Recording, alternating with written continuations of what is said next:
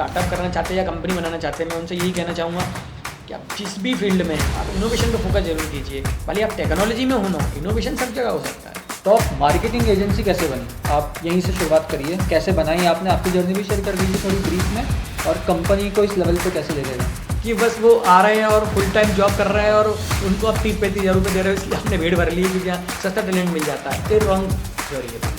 उसी तरीके से जैसे शिव जी काम करते हैं, वो डिस्ट्रक्शन करते हैं रिक्रिएशन के साथ। तो लोग अक्सर शिव जी को डिस्ट्रक्शन का देवता बताते हैं, भगवान बताते हैं, वो डिस्ट्रक्शन नहीं, वो रिक्रिएशन भी करते हैं। मैं सारी ऑडियंस को ये कहना चाहूँगा कि ना, स्टार्टअप कुछ भी फैंसी नहीं है, ग्लैमरस नहीं है। घर में आपने मम्मियों को देखा होगा, वो हम परोसने के पहले चख लेती हैं कि वो चीज़ अच्छी बनी भी कि नहीं, तब तो जाके सर्व करें। वही हम हमारे क्लाइंट के साथ करते हैं।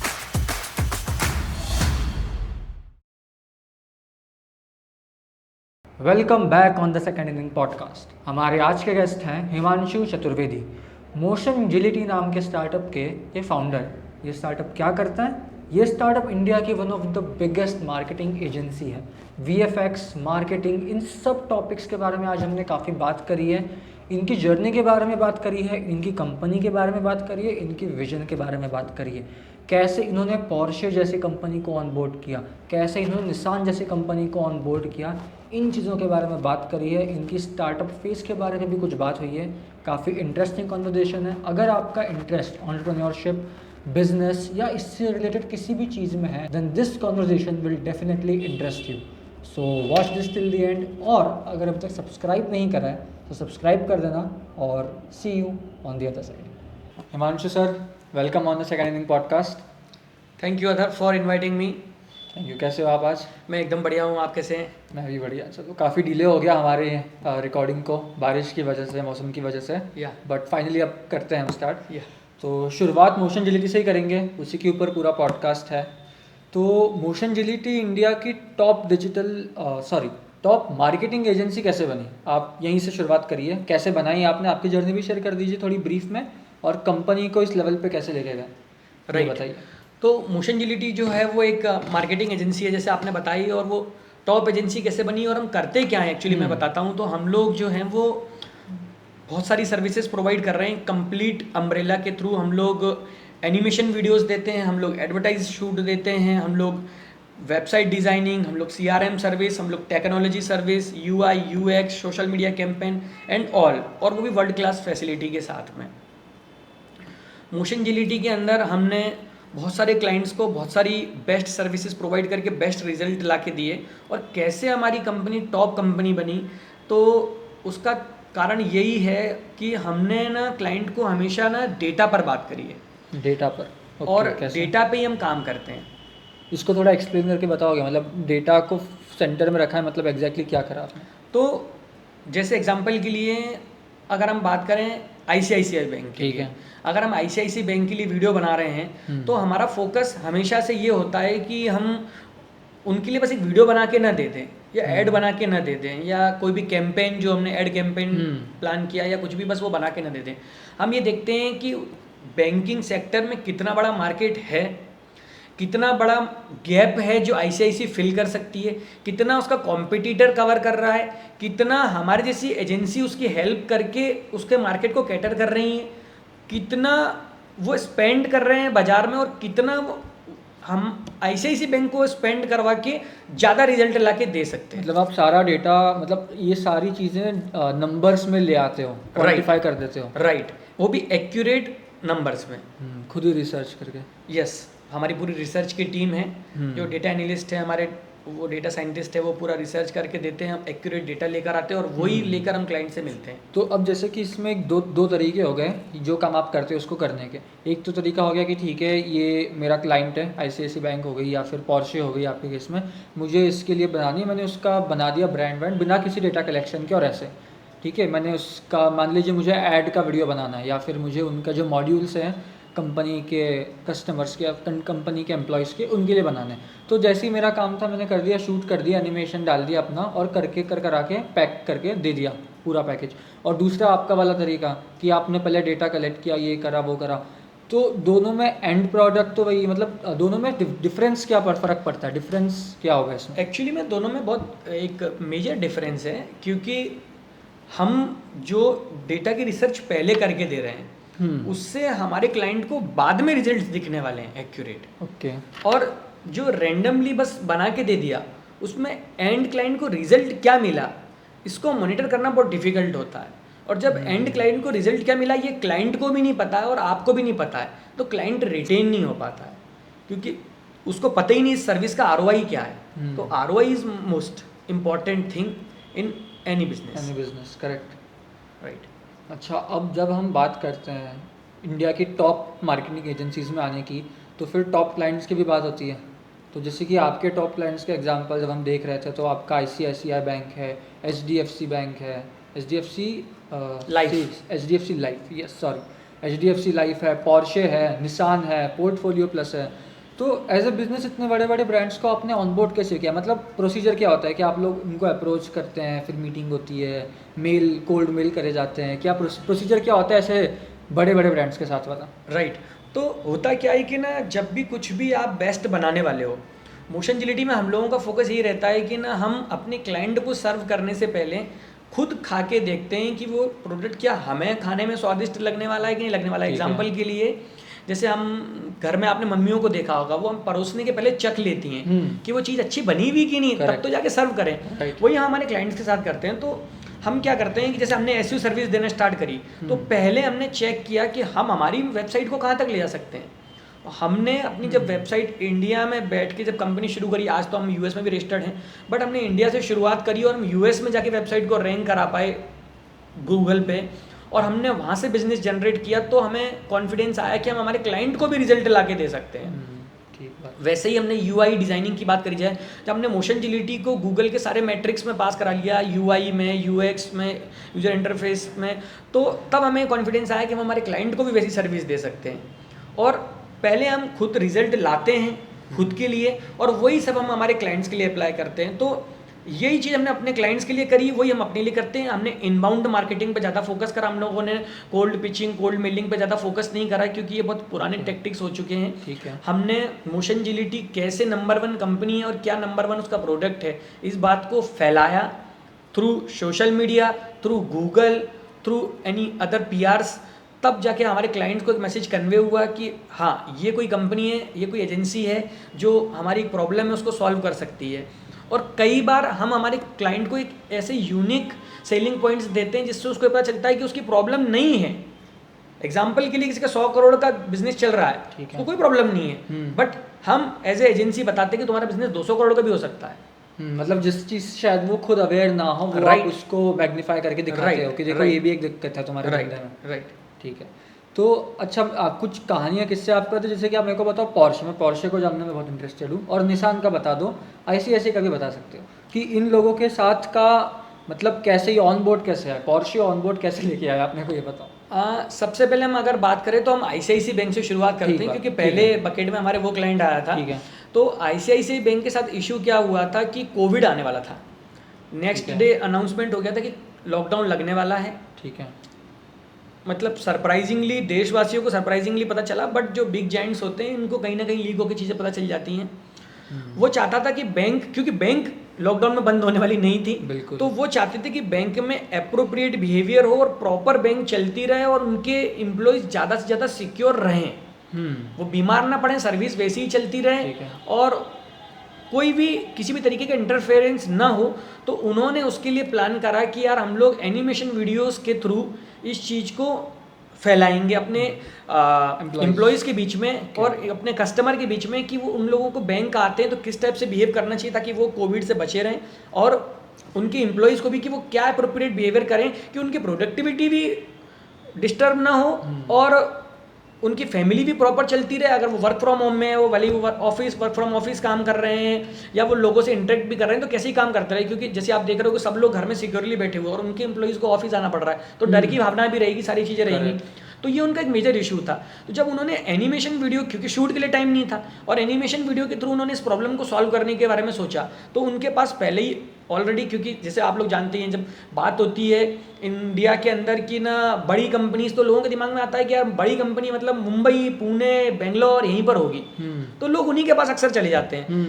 टियर 2 सिटी इंदौर, जयपुर, लखनऊ, इनके बारे में कोई सोचते ही नहीं है। मोशन जिलिटी ऐसी एक कंपनी है जिसने Tier 2 सिटी इंदौर में बैठ के वर्ल्ड की सबसे बड़ी ऑयल कंपनियों में से एक ADNOC Abu Dhabi national oil company के लिए वीडियो भी बना के दिए हैं AI के।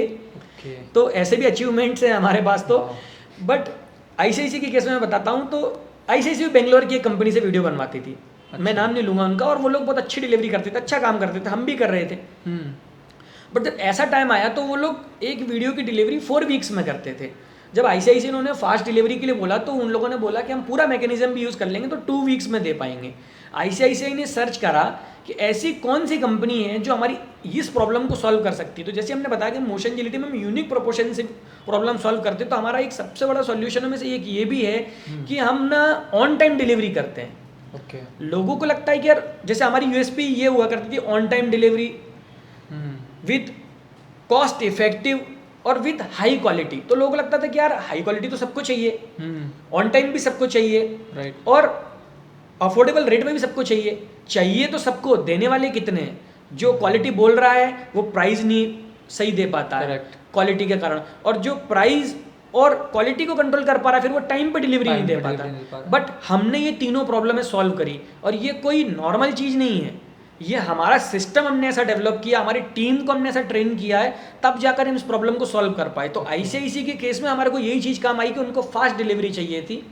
वो बोले कि आप एक्स्ट्रा चार्ज ले लो, बट हमको कल तक ही वीडियो चाहिए, 24 घंटे ही है हमारे पास में।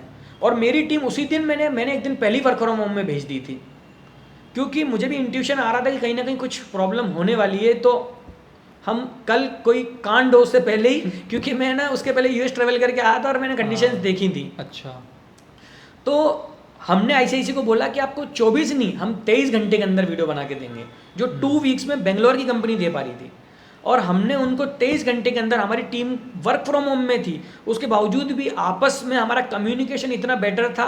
हम क्या बनाते और हम कैसे बनाते, हमारी प्रोसेस, हमारा सिस्टम इतना क्लियर था कि हमने 23 घंटे के अंदर उनको वो वीडियो बना के दी। वो वीडियो ICICI पे भी लाइव है, वो वीडियो मोशन एजिलिटी के भी यूट्यूब चैनल पे लाइव है, वेबसाइट पे भी डली हुई है, और वो वीडियो हमने उनको टाइम पर बना के दी विद हाई क्वालिटी। कि उसमें हमने पूरा बताया कि स्टाफ को कैसे, किस डिस्टेंस को मेंटेन करके, मास्क पहन के और क्या क्या चीजें करके, कोविड के जो एप्रोप्रिएट बिहेवियर थे उनको यूज करके कस्टमर को एंटरटेन करना है। कैसे वर्क फ्रॉम होम में उनकी प्रोडक्टिविटी खराब ना हो, तो कैसे उनको घर पर बिहेवियर रखना है कि वो घर पे बैठे हुए हैं, पीछे शोर हो रहा है, पता चल रहा है, और वो वीडियो जूम कॉल कर रहे हैं क्योंकि आदतें थी नहीं। तो वहां पर भी कैसे बिहेव करना है, इसका पूरा स्क्रिप्टिंग से लेके ऑल थिंग हमने करके दी। तो ऐसे ICICI 23 घंटे के अंदर ऐसे ICICI बैंक हमारा क्लाइंट बना, और उसके बाद से हमें वो काम देता रहता है और हम काम करते रहते हैं और अच्छा काम करके डिलीवर कर रहे हैं। पोर्शे का क्या सीन है? पोर्शे का किस्सा क्या है? पोर्शे के केस में बात करी जाए तो जब हमने वो इंडिया डिवीज़न के लिए काम नहीं करा था, हमने जर्मनी डिवीज़न के लिए काम करा था। तो जब पोर्शे के केस में बात करी जाए तो उनको चाहिए था कि हमको कुछ ऐसे एडवर्टाइज या ऐसे कैंपेन डिज़ाइन करने हैं जो हमारी एक्यूरेट ऑडियंस को टारगेट कर पाएँ, क्योंकि उनके जो नए कार्स जो आने वाले थे वो सिर्फ कुछ प्रीमियम सेगमेंट के स्पेशल एडिशन के लिए टारगेटेड थे। तो हमने ना उनको स्टोरी फॉर्मेट के थ्रू स्केच स्टोरी और एक मतलब इमोशनल बॉन्ड के थ्रू वो कैंपेन को पूरा डिज़ाइन करा, ताकि वो जो पूरा कैंपेन है वो सिर्फ उन्हीं लोगों को फील या टच कर पाए जो लोग उसके टारगेट ऑडियंस हैं, ताकि वो उससे अट्रैक्ट हों और उस प्रोडक्ट को बाय करें। मतलब आपने उन इमोशंस और फीलिंग्स को पकड़ा जो उनकी टारगेट ऑडियंस फील करती है, right, और सिर्फ वही ऑडियंस फील करती है, शायद उससे नीचे वाला है कि नॉर्मल लोग फील ना करते। राइट, क्योंकि होता क्या है कि पोर्शे का ऑडियंस ना टीवी बहुत कम देखता है, क्योंकि जो पोर्शे खरीद लेगा ना या खरीदने की क्षमता रखता है, टीवी के सामने नहीं बैठेगा, टीवी के सामने नहीं बैठेगा। तो उनका ऑडियंस कहाँ है और उसको कैसे कन्वर्ट करना है, वो तरीका हमने उनको पिच किया, वो भी डेटा के साथ में। अच्छा, वो भी डेटा के साथ में। तो ये हमारे एक तरीके रहते हैं ऐसे। तो क्या उनके सामने आप लोग आए थे और उन्होंने आपको अप्रोच किया कि आपने उनको अप्रोच किया इस आइडिया के साथ? तो ICICI बैंक के केस में हम लोग उनके सामने आए थे, और इस केस में हम लोग गए थे, क्योंकि यहाँ कोई ऐसी इमरजेंसी सिचुएशन या इनबाउंड मार्केटिंग वाला कि वो सर्च कर रहे हो ऐसा वाला नहीं था। हमने ये चीज़ खुद फाइंड आउट करी कि बिग ब्रांड्स के साथ क्या प्रॉब्लम होता है कि वो उनका टारगेट ऑडियंस टीवी पे नहीं है या सोशल मीडिया बहुत ज़्यादा टाइम स्पेंड नहीं कर रहा है, तो उनका ऑडियंस कहाँ है और उसको कैसे कैप्चर किया जाए मार्केटिंग के थ्रू, ताकि वो ज़्यादा से ज़्यादा, क्योंकि ये लोग बड़े बड़े खर्चे रेस करवा के ये बड़े बड़े इवेंट को स्पॉन्सर करके करते हैं, वो एक ट्रेडिशनल हाँ, वे हैं और traditional चलते way है, रहेंगे, correct. बट जो यूनिक मार्केटिंग के वेज हैं वो कुछ इस तरीके के हैं। अच्छा, पोर्शे की कैटेगरी को थोड़ा सा हम डाइल्यूट करते हैं तो हम निसान पे आ जाते हैं। राइट निसान की ऑडियंस तो बैठी है टीवी के साथ। Right. निसान का कैसे क्या, निसान का इंडिया डिवीजन किया था कि नहीं, आयरलैंड डिवीजन के लिए काम किया आयरलैंड था, डिवीजन के लिए आयरलैंड काम डिवीजन किया के साथ काम किया था। ओके, निसान में क्या किस्सा था? तो निसान का निसान में अगर हम बात करें तो उनके साथ भी खैर वो कोविड वाली चीज़ को ही हमने लेवरेज किया था। बताओ। ओके, उनको भी हमने पिच किया था और उसमें हाँ। भी लेवरेज हमने यही किया था कि अभी क्योंकि डिस्टेंस की बात हो रही है तो आप अपनी मार्केटिंग में शूट्स एक चैलेंज बनकर आया था, तो वहाँ पर जैसे हम शूट सर्विस भी दे रहे हैं बट हमने वहाँ पर अपनी एनिमेशन सर्विस को आगे बढ़ा दिया। ओके, हमें पता है हमें कौन सा पत्ता कब आगे निकालना है, तो हमने उनको बताया कि अभी कस्टमर प्रोडक्ट लेने के लिए पीछे क्यों हट रहे हैं, क्योंकि बोले कार लेके जाएंगे कहाँ, लॉकडाउन लगा हुआ है और शोरूम्स पे जाएंगे तो वहाँ पर कोविड अप्रोप्रिएट बिहेवियर करना पड़ेगा, correct. Etcetera etcetera etcetera problem. तो वहाँ पर हमने उनको वीडियो सर्विस दी है और हमने उनको वहाँ पर VR सर्विस दिया कि कैसे उनका कस्टमर घर बैठ के नए जो गाड़ियों के फीचर्स आ रहे हैं उनको फील कर सकता है। तो आपने VR सॉफ्टवेयर्स बनाया, गेम या वो एक जो सिमुलेशन होता है VR, Right. वो बनाया आपने? राइट ओके, तो हमने वो सर्विस देकर उनके कस्टमरों को फील करवाया कि हम कैसे उनको एक नए चीज़ के लिए उत्सुक हो सके उनका कस्टमर और वो जाके बाय कर सके, इस टाइप से प्रोडक्ट को हमने प्रमोट किया। तो हम एक यूनिक प्रोपोर्शन को ढूंढ के कस्टमर को पिच करते हैं और तब जाकर उसको ऑनबोर्ड करते हैं। इंटरेस्टिंग। अच्छा, कोविड को तो हो गया 3-4 साल, तो उस टाइम के जो आपकी टीम थी जिस टीम के साथ आपने ICICI को ऑनबोर्ड किया, निसान ऑनबोर्ड किया, पोर्शे को क्रैक किया, ये टीम अभी भी है कि मतलब वो वाले लोग? देखिए अभी जितना भी हम अभी का टाइम देख रहे हैं तो ना अभी लोग ज़्यादा एक ऑर्गेनाइजेशन में लंबा काम नहीं करना चाहते। करेक्ट। वो चाहते हैं हाँ, कि हमें मैं- एक्सपोजर मिले, हाँ, हम मैं बाहर की उसी- दुनिया देखें।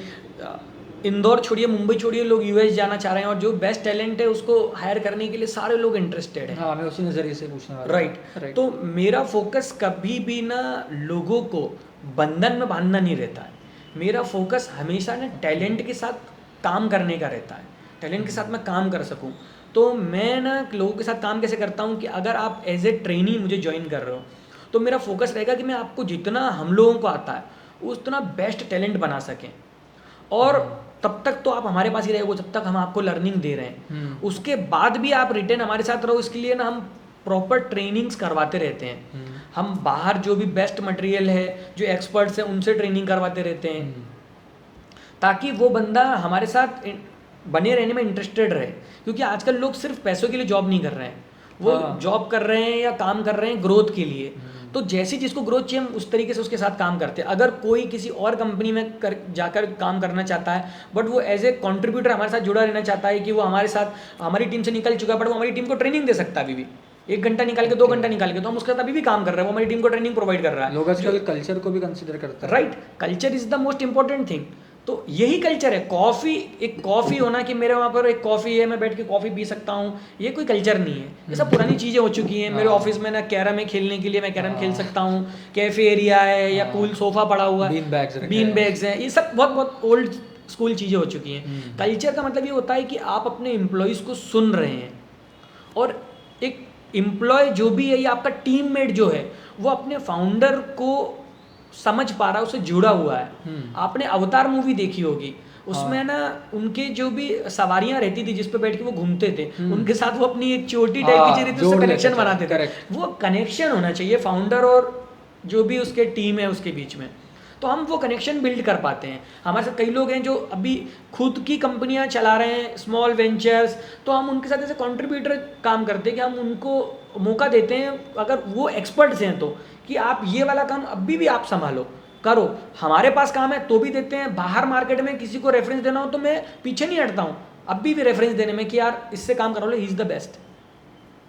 तो मतलब ये उस जैसे कि आपने अभी जो लास्ट में बोला कि आपका ही जो पहले आप जो टैलेंट आपके पास था, पहले आपके एम्प्लॉय में था, उसने अगर खुद का ही कोई छोटा वेंचर स्टार्ट कर दिया है तो आप उसको अपने से तब भी जोड़े रखते हो और उसको और राइट। देखिए क्या होता है कि क्लाइंट्स के साथ भी राइट होता क्या है कि क्लाइंट को चाहिए थी बेस्ट काम, राइट, और बेस्ट काम करता है बेस्ट टैलेंट। अगर आपके पास इन हाउस बेस्ट टैलेंट है, आप क्रिएट कर रहे हो, ये ऑसम थिंग है।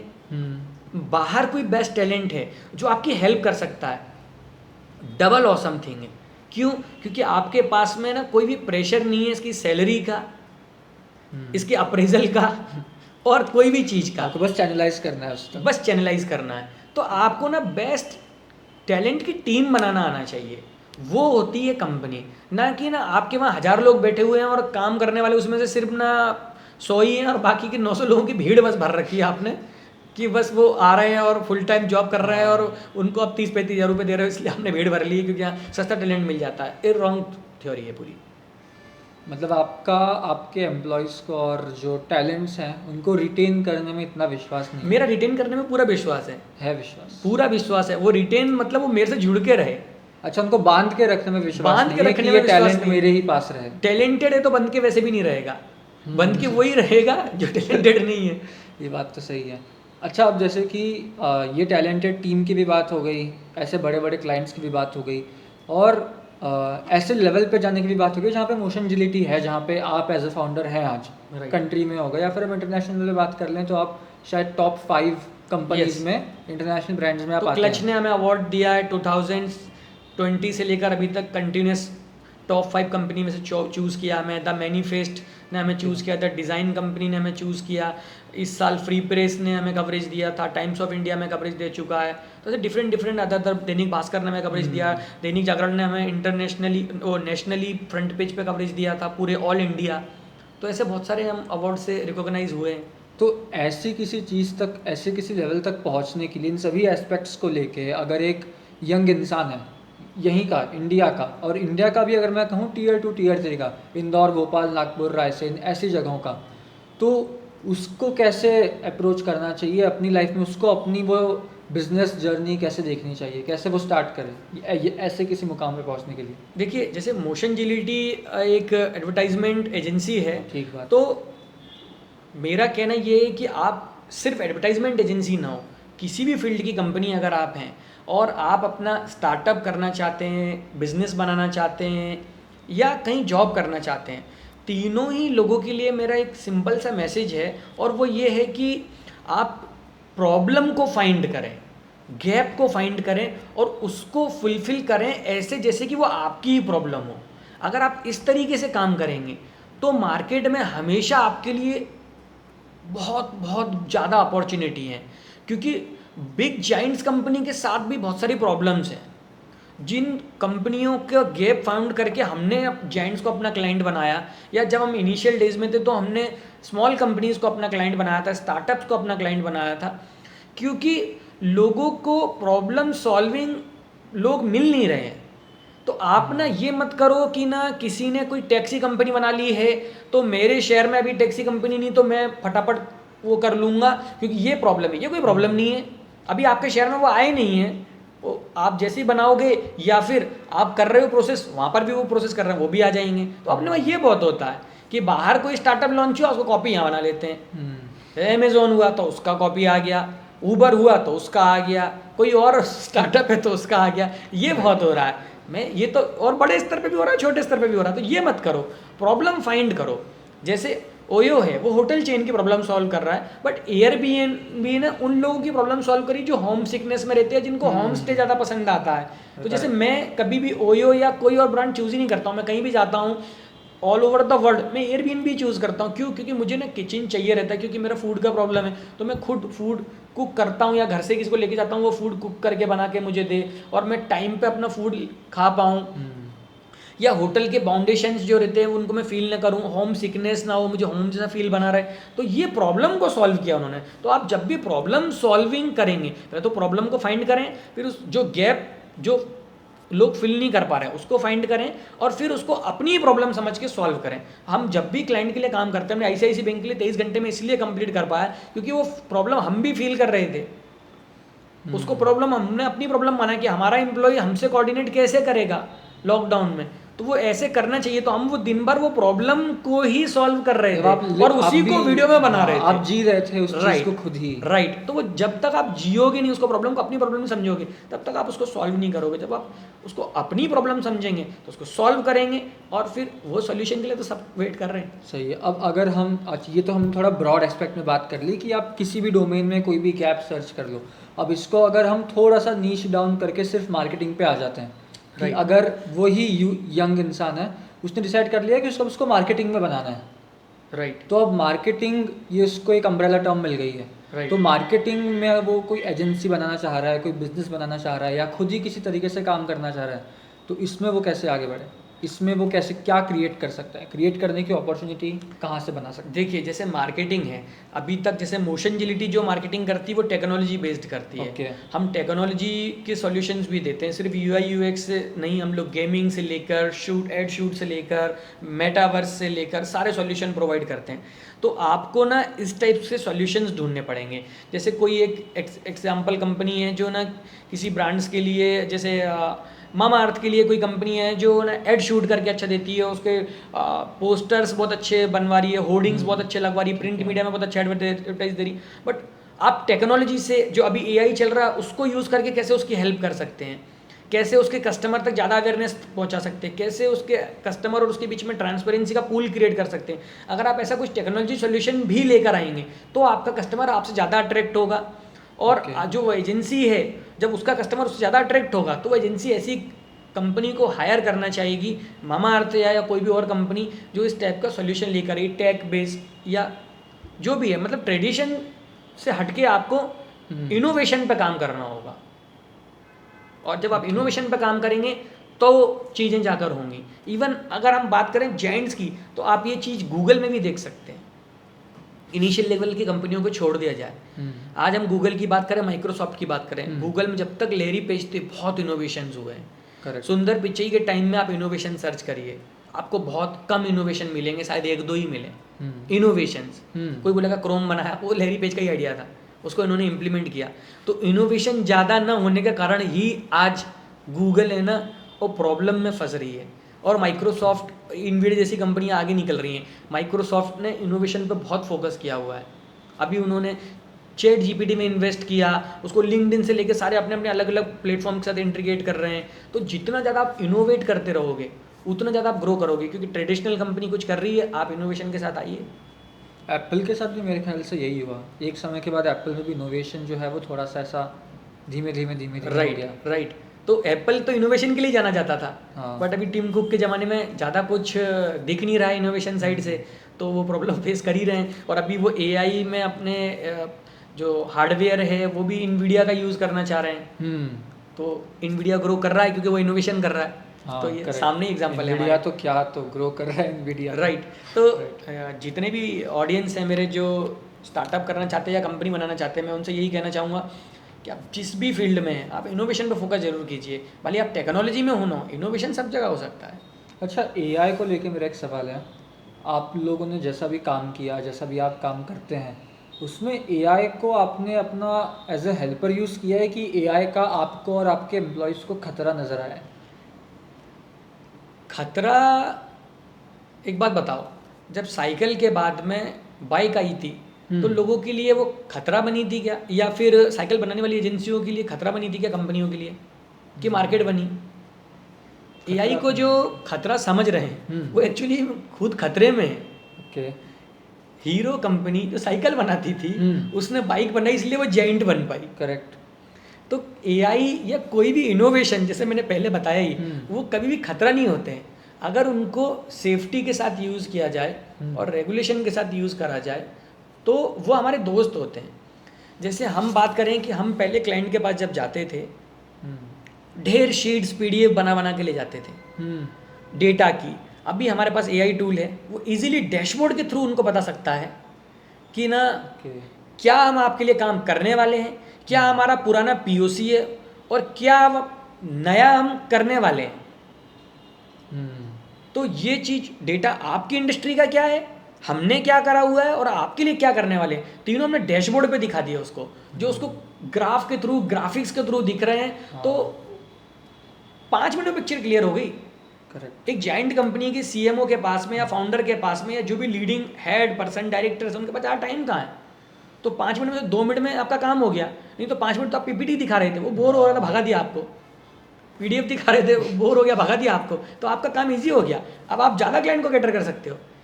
और वही बात अगर करी जाए हमारे काम में, तो ग्राफिक्स है, कैनवा में एआई आ गया है, अडोबी में एआई आ गया है, ऑटोडेस्क में एआई आ गया है। जो भी कंपनी जो भी टूल यूज़ करती हो, हम कुछ अलग टूल यूज़ कर रहे हैं, कोई अलग टूल यूज़ कर रहा है, फिग्मा में एआई आ गया है, आप उनको यूज़ कीजिए, जो काम आप 8 घंटे में करे तो 4 घंटे में करिए और कुछ और इनोवेशन वाला काम करिए। तो जो नॉर्मल ग्राफिक है वो ना बनाकर कुछ और इंटरेक्टिव बनाइए, बड़ा बनाइए। जहाँ आप 10 सेकंड की वीडियो बना रहे थे वहाँ 30 सेकंड की बना के दीजिए, क्योंकि एआई ने आपका काम फास्ट कर दिया है। तो ज़्यादा दीजिए डिलीवरी, क्वालिटी वाला डिलीवरी दीजिए। ये एआई के इम्पैक्ट वाला आपको क्या लग रहा है? ये सिर्फ एक फेज़ है, अभी नई नई हवा आई है इसलिए इतना एआई आया है और बाद में चला जाएगा, कि आपको लग रहा है कि ये चीज़ सस्टेन करेगी मार्केट में? नहीं, ये हवा तो बिल्कुल नहीं है, नहीं है। बिल्कुल हवा नहीं है। जैसे जब क्लाउड सर्विसेज आए थे तो लोग लग रहा था क्लाउड पे लोग पेन ड्राइव, सीडी, हाँ, डीवीडी पहले लेके ये घूम रहे सब थे। चलता था। आज हमारे जीवन का हिस्सा है। सीडी डीवीडी लेके देखो कोई दिखता नहीं है। पेन ड्राइव का मार्केट ऑलमोस्ट वेनिश हो चुका है, सब Correct. कुछ क्लाउड पे है। अब हम लोग स्टोरेज के लिए इतना टेंशन नहीं लेते कि हमें ना 520 जीबी वाला आईफोन खरीदना है। हम 64 जीबी का खरीद के भी क्लाउड स्टोरेज ले सकते हैं। अगर उसके पहले की भी टेक्नोलॉजी की बात करी जाए तो पहले लोग कोड्स लिख के वेबसाइट बनाते थे, आज ड्रैग एंड ड्रॉप करके एलिमेंटर और वेबसाइट बना सकते हैं। Right. तो वो लाइफ का हिस्सा बन चुका है। तो एआई जो है वो हवा बिल्कुल नहीं है। हाँ, जितना ज़्यादा लोग इसको ऐसे दिखा रहे हैं कि वो ह्यूमन को ही रिप्लेस कर देगा, तो ऐसा कुछ कभी नहीं होने वाला है। आर्टिफिशियल इंटेलिजेंस है तो आर्टिफिशियल ही रहने वाला है। ह्यूमन के अंदर जो इंटेलिजेंस है वो हमेशा ही ऊपर रहने वाला है। ये काम को फास्ट करेगा, बेटर करेगा, क्वालिटी वाला करेगा, इसलिए वो रहेगा हमेशा। मतलब ये एक रिप्लेसमेंट यूनिट नहीं है, ये एक टूल है। इसको एक टूल की तरह आप राइट, रिप्लेसमेंट ये उन लोगों का है जो ना बोरिंग उबाऊ काम करते थे। अब वो काम करने के लिए लोगों को ना भीड़ नहीं चाहिए। जैसे कस्टमर केयर सर्विस में कई लोगों की जॉब जाएगी क्योंकि ये एआई से ही ये काम हो जाएगा। रिज्यूमे फाइंड करने वालों की जॉब रहती थी कि 50 लोगों के रिज्यूमे आते थे, उसमें से सेलेक्ट करना कि कौन सा रिज्यूमे अप्रोप्रिएट है फॉर माय कंपनी। तो वो एआई टूल्स बहुत सारे बन गए हैं। बहुत सारी कंपनीज़ ने, मेरी कई फ्रेंड्स हैं उन्होंने अपनी कंपनी के टूल्स में यूज़ करा हुआ है, तो वहाँ से ही फिल्टर होकर एक्यूरेट रिज्यूमे आ रहा है। तो इस टाइप की उबाऊ टाइप की जॉब जाएंगी। तो इन लोगों को ज़रूरत है कि ये अपने आप को थोड़ा सा अपग्रेड करें। चलिए, नाउ मूविंग फॉरवर्ड, एक आखिरी सेगमेंट में चलते हुए, आपकी फॉरवर्ड विजन क्या है अभी फ्यूचर में मोशन एजिलिटी को लेके, और अपने आप को एज अ फाउंडर आप खुद का फ्यूचर कैसे प्लान कर रहे हो और कंपनी का फ्यूचर कैसे प्लान कर रहे हो? तो अभी तक मोशन एजिलिटी में हम लोग ने एनिमेशन वीडियो सर्विसेज और डिजिटल मार्केटिंग सर्विस देते थे। जैसे आपने इनिशियल में बोला था डिजिटल मार्केटिंग एजेंसी, तो हम अब डिजिटल मार्केटिंग एजेंसी ना होकर या वीडियो एनिमेशन एजेंसी ना होकर एक complete AI first marketing agency बनने जा रहे हैं। AI first? जो एआई फर्स्ट मतलब वो कंपनी होगी जो पूरा आपका मार्केटिंग कैंपेन में एआई साथ में ही चलेगा। अच्छा, ठीक है। ये सिर्फ फैंसी वर्ड के तौर पे यूज़ नहीं कर रहे हैं। चाहे आपके डैशबोर्ड्स हों, चाहे आपकी पूरी मार्केटिंग हो, उसमें कैसे उसको फास्ट कर सकते हैं, कैसे उसको इम्प्रूव कर सकते हैं, उन चीज़ों पे काम करेंगे। और हम एक कंप्लीट सॉल्यूशन देने जाने वाली कंपनी बन रहे हैं जिसमें आपको A to Z सर्विस मिल जाएगी। हम लोगो डिज़ाइनिंग से लेके वेबसाइट से लेके आपके लिए मेटावर्स बनाना हो, आपके लिए वीडियोवर्स बनाना हो, आपके लिए एड शूट करना हो, आपके लिए कंटेंट होना चाहिए, आपके लिए आपका होर्डिंग होगा, सारी सर्विस कंप्लीट सर्विस देने वाले हैं। और हमारे खुद के मार्केटिंग के प्रोडक्ट्स भी बनाने वाले हैं हम, जो हमारे ऑलरेडी काम स्टार्ट हो चुका है। तो उन प्रोडक्ट के थ्रू कैसे आप अपनी चीज़ को सेकेंड्स में फैला सकते हैं, बहुत सारी ऑडियंस को रीच कर सकते हैं। आपको डिपेंडेंट होने की ज़रूरत नहीं है सोशल मीडिया प्लेटफॉर्म्स पे ही। ऐसे टूल्स पे भी काम चल रहा है। तो मोशन एजिलिटी को हम इस डायरेक्शन में ले जा रहे हैं जहाँ पे हम पूरा काम इनोवेशन पे कर रहे हैं और फ्यूचरिस्टिक और आने वाले 10 साल तक मार्केट किधर जाने वाला है उस डायरेक्शन को देख के कर रहे हैं, ताकि हम जो आज कर रहे हैं हम बस वही कंपनी बन के न रह जाएँ। हम हमारे आने वाले फ्यूचर को भी कुछ नया दे पाएँ, आने वाले क्लाइंट्स को भी कुछ दे पाएँ, और जो नई ऑडियंस आने वाली है जो हमको ज्वाइन करने वाली है उसके लिए भी हम कुछ ला पाएँ। ये उसी तरीके से जैसे शिव जी काम करते हैं, वो डिस्ट्रक्शन करते हैं रिक्रिएशन के साथ। तो लोग अक्सर शिव जी को डिस्ट्रक्शन का देवता बताते हैं, भगवान बताते हैं, वो डिस्ट्रक्शन नहीं, वो रिक्रिएशन भी करते हैं। तो हम उस चीज़ पे काम कर रहे हैं कि हम जो ऑलरेडी कर रहे हैं उसको डिस्ट्रक्ट करके रिक्रिएट करके कैसे नेक्स्ट लेवल पर हमारे क्लाइंट्स को हम सर्विसेज दे पाएँ, प्रॉफिट्स दे पाएँ, टीम को नेक्स्ट लेवल पर पहुंचा पाएँ। कुछ ऑफ बीट क्वेश्चन, जैसे कि आपने अभी अपना स्टार्टअप स्टार्ट भी इंदौर में किया, अभी तक आप इंदौर में ही रह रहे हैं, यहीं पे आपका ऑफिस रहा है और यहीं पे अभी आप देख रहे हैं। आपने कभी ये नहीं सोचा कि शायद आपको भी अपना जो मेन सेंटर जहाँ से आप सब ऑपरेट करते हैं, जहाँ आप रहते हैं, ऑफिस में आते हैं, आपको भी मुंबई, बेंगलोर, पुणे कहीं चले जाना चाहिए? कि आपको लगता है कि अगर आप जाते तो उससे कुछ डिफरेंस पड़ता है? आपको लगा ऐसा कुछ कभी? देखिए क्या है कि टैलेंट हायर करने की बात अगर करी जाए तो मैं जम्मू कश्मीर से लेकर कन्याकुमारी तक जहाँ से भी बेस्ट टैलेंट मिलता है वहाँ से हायर करता हूँ, पीछे नहीं हटता हूँ। Okay. रिमोट कल्चर जब यहाँ आया उसके पहले से, मैं कोविड के पहले से रिमोटली लोगों को हायर कर रहा हूँ। ओके और बेस्ट लोगों की टीम बनाना मेरा फोकस है। उसके लिए मैं ना बेंगलोर, मुंबई, किसी भी जगह के लिए कोई बाउंडेशन नहीं है, मैं हर जगह हायर करने को रेडी हूँ। और क्योंकि मैंने साउथ की टीम को इंदौर में बुलाया था हायर करके, तो मैंने एक प्रॉब्लम फेस करी थी कि उनको फूड का प्रॉब्लम हो रहा था। तो तब से मैंने ये चीज़ देखी है कि कंफर्ट होना चाहिए। वो साउथ में बैठ के, अपने गाँव में बैठ के कोयम्बटूर के किसी गाँव में बैठ के काम करे, कश्मीर के किसी गाँव में बैठ के काम करे, यूपी के किसी गाँव में बैठ के काम करे, या इंदौर में बैठ के काम करे। और अभी तो सैटेलाइट इंटरनेट भी आ गया है। तो इस चीज़ के लिए हमें कभी कोई रुकावट नहीं है, हम ओपन हैं। अगर क्लाइंट की बात करी जाए, हम यूएस में अवेलेबल हैं, हम इंडिया में इंदौर में अवेलेबल हैं। और इंदौर जब इकलौता पहला शहर बना पूरे भारत का जो साफ हुआ, मुंबई से, बेंगलोर से, दिल्ली से पहले, और है भी ज़्यादा क्लीन और सुंदर भी है, तो क्या एक एजेंसी नहीं सर्व कर सकती है? हमारे क्लाइंट को हम बेस्ट सर्विस दें, हम भले ही गड्ढे में बैठ के काम क्यों नहीं कर रहे हो, उनको क्या प्रॉब्लम आने वाली है? उनको बेस्ट सोल्यूशन मिल रहा है कि नहीं मिल रहा है, और वो सोल्यूशन बेस्ट है कि नहीं है, हम वो चीज़ पे काम करते हैं। तो फ्यूचर में अगर नीड पड़ेगी कि हमें मुंबई में बैठना पड़े, हम ओपन है, हमारा ऐसा कोई रिस्ट्रिक्शन नहीं कि हमें इंदौर में बैठ के काम करना है। बट अभी तक कुछ इशू आया नहीं है, हम बेस्ट क्लाइंट को सर्व कर ही रहे हैं। हमारी बकेट में बहुत सारे जैंट क्लाइंट्स हैं, हमने फाइजर तक को वीडियो बना के दिए हैं, हमने निशान जैसे क्लाइंट को बना के दिया, हमने आईसीआईसीआई को वीडियो बना के दिया, हमने आईटीसी को बना के दिया, हमने एसबीआई को बना के दिया, हमने आईए फाइनेंस ग्रुप जो कनाडा का बड़ा फाइनेंस ग्रुप है उसको बना के दिया। तो हमने मैक्सिमम, हमने विक्स के लिए भी वीडियो बना के दिया, हमने बहुत सारे जैंट्स के लिए वीडियो बना के दिए हुए हैं, हमने HDFC के लिए मार्केटिंग सर्विसेज किए हुए हैं, हमने इंदौर का एक ब्रांड हवा ब्रांड है उसके लिए एक कैंपेन चलाया था जिसमें हमने 500 रुपये में उसके लिए 5.5 लाख व्यू ला के दिए, सिर्फ 500 रुपये का कैंपेन चलाकर। तो हमने इतना यूनिक प्रोपोर्शन को यूज़ करा। तो हम जब ये कर सकते हैं यहाँ पर बैठ के, तो हम कुछ भी कर सकते हैं। बस हमारे पास बेस्ट टैलेंट होना चाहिए, बेस्ट टीम होना चाहिए, और बेस्ट क्लाइंट होना चाहिए। और हमारे पास जो बेस्ट क्लाइंट है वो आते ही जा रहे हैं और हम सर्व करते ही जा रहे हैं। चलिए एक लास्ट क्वेश्चन, ये स्टार्टअप वगैरह के साथ में आप कम्युनिटी भी रन करते हैं, मतलब एक स्टार्टअप कम्युनिटी से भी आप जुड़े हुए हैं, राइट? जिसमें आप मेन कुछ मैं फाउंडर हूँ उस कम्युनिटी का। हाँ, आप फाउंडर है उस कम्युनिटी के। इनफैक्ट सो आपको क्या लगता है, कोई भी स्टार्टअप का फाउंडर, किसी भी डोमेन का स्टार्टअप हो उसका, या बिजनेस हो उसका क्या किसी कम्युनिटी, स्टार्टअप कम्युनिटी, किसी बिजनेस कम्युनिटी से कनेक्ट रहना या जुड़ना इम्पॉर्टेंट है, और क्यों?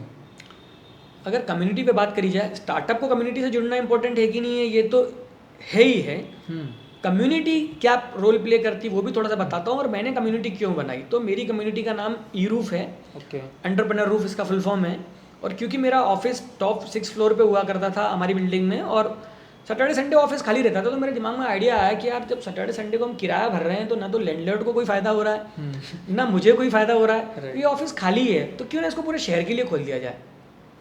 लोग आके वहाँ मीटिंग करने लग गए, मैंने ओपन कर दिया फ्री में।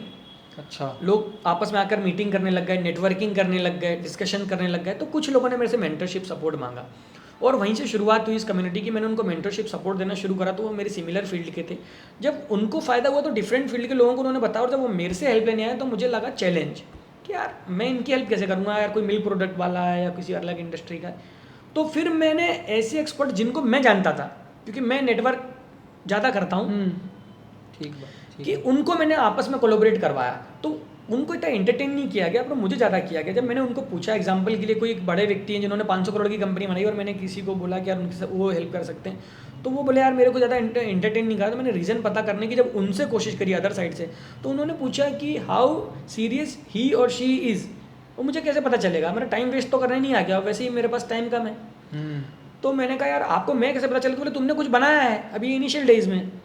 तो मैंने कहा ये तो प्रॉब्लम है। तो वहाँ पर शुरुआत हुई ई-रूफ के एक प्लेटफॉर्म की, जहाँ पर हम एक सैटरडे को एक सेशन वर्कशॉप रखते हैं, जिसमें हमने अडानी के फाउंडर लीडर जो डिजिटल लैब है उसके नितिन सेठी जी को बुलाया। हमने मिंत्रा के एक्स CMO जो भी HDFC स्टॉक के CMO है हरीश नारायण जी, उनको बुलाया। हमने रिस्पेक्टेड हमारे राकेश सर जो प्रेस्टीज ग्रुप के एक्स CEO हैं उनको बुलाया। हमने टाटा के AVP डॉक्टर शेमेंद्र रॉय को बुलाया। हमने हेवल्स के प्रेसिडेंट अनिल भसीन सर को बुलाया। हमने पारितोष शर्मा जी को बुलाया। हमने ऐसे बहुत सारे बड़े बड़े जेंट्स लोगों को बुलाया, और जो इंदौर की अच्छे कंपनियां जो ना IPO लेकर आए, सिस्टेंगो जैसी कंपनी, उसकी विनीता राठी, इन लोगों को बुलाकर एक जगह पर लेकर आए, हमारी ऑफिस थी वो, और खैर वो ऑफिस कोई बाउंडेड जगह नहीं, कहीं भी ला सकता था मैं, क्योंकि ये लोगों से मेरे अच्छे रिलेशन थे, समझते थे वो मेरे थॉट को, मेरे विजन को, और वहाँ पर मैं ऐसे लोगों के भीड़ को लेकर आ जिनको लर्न करना था।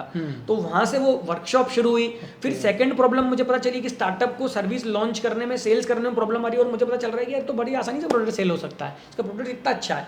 तो मैंने लॉन्चिंग इवेंट देना शुरू करे, तो डीप रूट्स था जो गिरकाओ मिल्क में काम कर रहा था, तो उसको मैंने लॉन्च करा उसी के फॉर्म पे। तो उसका फार्म गुलाबट में था, मैंने सबको पिकनिक का बोलकर लेकर गया, 450 लोग हमारे ग्रुप मेंबर थे, उनको सबको लेकर गया। हमने गुलाबत में पहले उनको वोटिंग कराई, उनके फार्म पे दाल बाटी खिलाई। बस जब घी डाला गया तो डीप रूट्स के डब्बे से डाला गया, और जब लोगों ने घी टेस्ट किया और लास्ट में मक्खन ब्रेड पे लगा कर दिया गया, और जब दूध आखिरी में पीने को मिला, तो मेरा डिस्कशन करने की कोई नीड नहीं थी। 3 दिन तक वो मेरा कॉल नहीं ले पाए थे, क्योंकि उनके पास इतने सारे कस्टमर कॉल थे, और भास्कर में फिर उसका कवरेज भी करवाया मैंने कि एक यूनिक लॉन्चिंग। ऐसा हमने सेव बाजार के साथ करा, ऐसे हमने इलेक्ट्रॉनिक विजिटिंग कार्ड टैपोन के साथ किया, ऐसे एक श्री मंगल भोग जो सिर्फ कॉर्पोरेट को सर्व करता उसके साथ में हमने लॉन्च किया। उसके लिए मैं एक अलग थॉट लेकर आया कि वो लोग लॉन्चिंग किसी बड़े नेता या किसी सेलिब्रिटी के साथ करवाना चाहते थे। मैंने उनको बोला कि हम वीक डेडिकेटेड करते हैं, एक वीक सिर्फ एंटरप्रेन्योर्स ही आएंगे, संडे को सिर्फ एंटरप्रेन्योर आएंगे, मंडे को सारे पंडित जी लोग आएंगे आपके यहाँ खाने, ट्यूसडे को सारे राइडर्स आएंगे, bike group, Harley group, jeep group, एक दिन सारे किन्नर लोग आएंगे, एक दिन सारे एक्स आर्मी और पुलिस मैन आएंगे, एक दिन सारे सोशल वाले लोग आएंगे। तो डे डिसाइड कर दिया हमने, और जब उन्होंने उनको सर्व किया, आज की हालत ये है कि उनके वहाँ उस दिन उन्हीं लोगों की ऑटोमेटिक भीड़ होती है, तो वो एक सर्कुलेशन बन गया। कौन सा ब्रांड था ये श्री मंगल भोग मंगल सिटी में ही, इंदौर में ही। अच्छा। तो इस टाइप से मैं लॉन्चिंग भी देता हूँ लोगों को।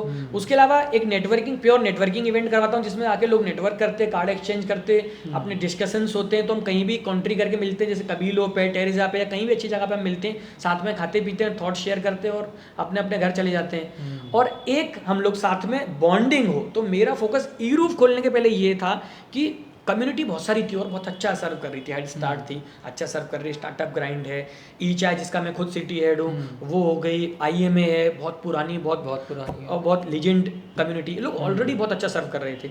ई रूफ की और ज़रूरत क्यों थी? तो मेरा फोकस यही था कि दूध, ये लोग प्योर दूध हैं, हम लोग शक्कर का काम करेंगे, हम लोग मिठास बढ़ाएंगे। तो फाउंडर्स के बीच में मिठास कैसे बढ़ाई जाए, उस पर ई रूफ ने काम किया। और हम ना एक सैटरडे, जो लास्ट सैटरडे होता है ना, उस दिन हम लोग ना साथ में कुछ भी स्पोर्ट्स खेलते हैं, कभी क्रिकेट, कभी फुटबॉल। जब टीम में लोग होते हैं, अपोजिट होते हैं, ठूसे मार देते हैं एक दूसरे को, चीट कर लेते हैं, तो बॉन्ड क्रिएट होता है, लोगों को पता रहता है, वो आइस ब्लिंक करके उसको बोल देता है कि यार बताना मत, और इस टाइप से जब बॉन्ड क्रिएट होता है, तो यहाँ पर कोई अपना प्रोडक्ट प्रमोट नहीं करता है, यहाँ पर ऑटोमेटिक सर्विस, रिलेशनशिप से सर्विस होती है। हमारे बहुत सारे गिफ्टिंग में ऐसे लोग हैं, इवेंट्स में ऐसे लोग हैं, प्रिंटिंग में ऐसे लोग हैं, एनिमेशन में ऐसे लोग हैं, जिनको automatic out of the city business मिल रहे हैं। क्योंकि एक बिजनेसमैन की अगर 100 भी कनेक्शन है, तो इसके पहले दिन से लॉयल 100 कस्टमर तो वही ला रहा है, क्योंकि इसकी सर्विस और इसको वो जानता है। पहले ये बड़ी बड़ी पार्टियों में हुआ करता था, बड़े बड़े क्लब्स में हुआ करता था, नेटवर्किंग के लिए लोग जाते थे, बड़ी बड़ी फीस भरते थे। और ई रूफ में ये सब कुछ मैंने कल भी, आज भी और आगे भी फ्री में करके दिखाया। ग्रुप्स तो और भी बहुत सारे हैं, फ्री में कितने करके दिखा देंगे पॉसिबल, प्रैक्टिकली कितनों के लिए पॉसिबल है, ये डिफिकल्ट है। नितिन जी जैसे व्यक्ति को, जो इतना लीजेंड है, उसको इंदौर लाना और लोगों के साथ पूरी प्रॉपर वर्कशॉप और प्रॉपर लंच के लिए भी टाइम दिया सर ने हमको, और हमारे साथ सराफा घूमने गए। इतना सब कुछ उन्होंने सिर्फ कॉज के लिए किया। तो बाकी जितने भी आया, हरीश सर आए, इतना ज़्यादा मतलब अच्छे पर्सन है वो, इतना हेल्पिंग है कि उन्होंने अपना पूरा दिन दिया। इंदौर के लिए तो 4 दिन दिया, हमारी कम्युनिटी को पूरा दिन दिया, पर्सनल प्रॉब्लम तक पर डिस्कशन करा। तो ये कम्युनिटी ने दिया है, और कंटिन्यूस हम देते रहेंगे। कम्युनिटियाँ और बहुत सारी आ रही हैं, और इस बात से मैं बहुत खुश हूँ कि लोग मुझसे इंस्पायर हो रहे हैं। जब मैंने मोशन एजिलिटी बनाई थी, उसके बाद 250 कंपनियां बनी, तो मेरे लिए प्राउड मूवमेंट ये था कि इतनी सारी कंपनियां और ओपन हुई। ई रूफ जब मैंने बनाई तो इंदौर में 25-30 कम्युनिटियां ओपन हो गई, तो मेरे लिए प्राउड मूवमेंट बना कि मैंने कुछ अच्छा बनाया। और तो मैं यही मेरी प्रोसेस रहती है कि मैं लोगों को इंस्पायर कर सकूँ, और लोग सेम डोमेन में आके काम करें, बट थोड़ा यूनिक प्रोपोर्शन लाएं, ताकि वो डिफरेंट कुछ सर्व कर सके। सेम करेंगे तो उनको स्ट्रगल होगा, यही मेरा कहना है। चलिए बढ़िया है। एक थोड़ा सा हिस्सा आपके शुरुआत के टाइम का बताइए आप, कि ये स्टार्टअप जब आपने स्टार्ट किया था, उसकी एक जर्नी बताओ थोड़ी सी ब्रीफ। मैं सारी ऑडियंस को ये कहना चाहूँगा कि ना, स्टार्टअप कुछ भी फैंसी नहीं है, ग्लैमरस नहीं है। यहाँ पर एंटरप्रेन्योरशिप के अंदर, स्टार्टअप के अंदर, कंपनी बनाने के अंदर बहुत जी तोड़ू मेहनत है। अगर आपके अंदर वो क्षमता है तो आप इस फील्ड में आइए और अच्छा करके दिखाइए और कुछ अच्छा कीजिए। क्योंकि जब मैंने कंपनी बनाने की शुरुआत करी थी तब मैं रात में 2:30 बजे सोता था और सुबह 5:30 बजे उठता था। इस लेवल पे मैंने काम किया है, तब जाकर मैं कंपनी को यहाँ से यहाँ तक ला पाया हूँ। मेरी जो को फाउंडर है वो जॉब करते थे दिन में पूरा दिन और पूरी रात, क्योंकि उनको मून लाइटिंग पसंद नहीं था, तो पूरी रात रिसर्च में मेरी हेल्प करते थे। वो रिसर्च करके मुझे देते थे क्या मटेरियल मुझे पढ़ना चाहिए, क्या चीज़ों में मुझे करना चाहिए, एक समरी बनाकर, ताकि मैं उस चीज़ को कर सकूं। तो जब आपके अंदर इतना डेडिकेशन हो, आपके अंदर इतना डेडिकेशन हो कि आप अपनी टीम के लिए हमेशा रेडी हो हेल्प करने के लिए, पर्सनल प्रोफेशनल, और कुछ भी उनसे एक्सपेक्ट मत करो, वो आपको डिच करेंगे, हमेशा इस चीज़ के लिए रेडी रहो। इस लेवल पे अगर आप टीम की हेल्प करने के लिए रेडी हो, टीम के लिए जीने के लिए रेडी हो, तो आप स्टार्टअप करो, कंपनी बनाओ। और आप अपने क्लाइंट के लिए भी सेम, कि क्लाइंट को जहां आपसे बेटर प्राइसिंग या बेटर क्वालिटी मिली वो आपको छोड़ देगा, भले ही 10 साल पुराना क्यों ना हो। Correct. तो क्लाइंट के लिए फिर भी द बेस्ट करने के लिए आप हमेशा रेडी रहो। आपके अंदर अगर ये डेडिकेशन है तो आप कुछ बना पाओगे। जहां पर भी आप थक गए, आप परेशान हो गए या आप रुक गए, वहीं पर आपका स्टॉप हो जाएगा। और यहाँ पर प्रॉब्लम स्टॉप होने का यही है कि आप ऑटोमेटिक पीछे हो जाते हो, क्योंकि लोग इतने तेज आगे बढ़ रहे हैं, दुनिया इतनी तेज आगे बढ़ रही है। तो मेरा सबसे यही एक ही मैसेज है कि हार्ड वर्क सबसे मस्ट है। स्मार्ट वर्क जैसी कोई चीज़ नहीं होती है, हार्ड वर्क के साथ स्मार्ट वर्क जैसी कोई चीज़ होती है। और मेरी खुद की एक टैगलाइन है जो मैंने खुद बनाई है, I am the creator of my own destruction, जो मेरे व्हाट्सअप पे भी लिखी हुई है। मेरी बर्बादी का जिम्मेदार मैं स्वयं हूँ। मैं इस लाइन को ही फॉलो करता हूँ, इसी को जीता हूँ, इसी को मानता हूँ। मेरे साथ कुछ भी गलत होगा तो उसका जिम्मेदार सिर्फ एक व्यक्ति है, वो मैं खुद, और कोई भी नहीं। क्यों? क्योंकि अगर मैं ये थॉट फॉलो करूँगा तो मैं सब कुछ सुधार लूँगा। और मैंने जहाँ पर भी ये फॉलो कर लिया कि ये प्रोजेक्ट गड़बड़ हुआ मेरे एम्प्लॉय के कारण, वो क्लाइंट मुझे छोड़कर गया क्योंकि उसका बजट नहीं था, उस व्यक्ति ने मुझे ज्वाइन क्यों नहीं करा क्योंकि उसमें कोई प्रॉब्लम था। अगर मैं ये सब करता रहूँगा तो मैं कभी भी ये सॉल्व कर ही नहीं पाऊँगा। तो यही मेरा लास्ट मैसेज है सारी ऑडियंस को कि आप इस चीज़ को फॉलो करें और स्टार्टअप करिए, ग्रो करिए। इंडस्ट्री वेट कर रही है, बहुत सारा काम है करने को, यूनिक काम है करने को। तो आइए, welcome to the entrepreneur ecosystem. चलो इसी के साथ हम आज कन्वर्सेशन भी एंड करते हैं। काफ़ी अच्छा लगा आपसे बात करके, किससे सुनने में भी मज़ा आया और नॉलेजेबल भी काफ़ी था। तो आपका एक्सपीरियंस कैसा रहा? मेरा एक्सपीरियंस बहुत अच्छा रहा। Thank you for inviting me. और जब भी मैं तुम लोगों जैसे यंग माइंड से मिलता हूँ तो मेरी एनर्जी वापस लौट आती है, क्योंकि मैं अभी अगस्त में जस्ट 30 का हुआ हूँ। तो मुझे वो 20 वाला फील बना रहे और वो 20 वाली एनर्जी बना रहे। जब आप लोगों की काम की मैं वापस एनर्जी देखता हूँ तो मेरे अंदर वो वापस एनर्जी लौट आती है। और इस एनर्जी को लौटाने के लिए थैंक यू। और आप लोग इसी तरीके से अच्छा काम करते रहें। और इनका पॉडकास्ट आप ज़रूर देखें, इसलिए नहीं कि मैं इस पॉडकास्ट पे आया हूँ, बट ये लोग दोनों लोग बहुत मेहनत कर रहे हैं। जो कैमरा के पीछे हैं वो भी बहुत मेहनत कर रहे हैं, जो कैमरा के सामने वो भी बहुत मेहनत कर रहे हैं। तो इन लोगों का साथ दें और लर्न करें, क्योंकि ये बहुत और बेस्ट स्पीकर्स को लाने वाले हैं इस प्लेटफॉर्म पे। So thank you very much for watching मी, मुझे टाइम देने के लिए। Thank you sir.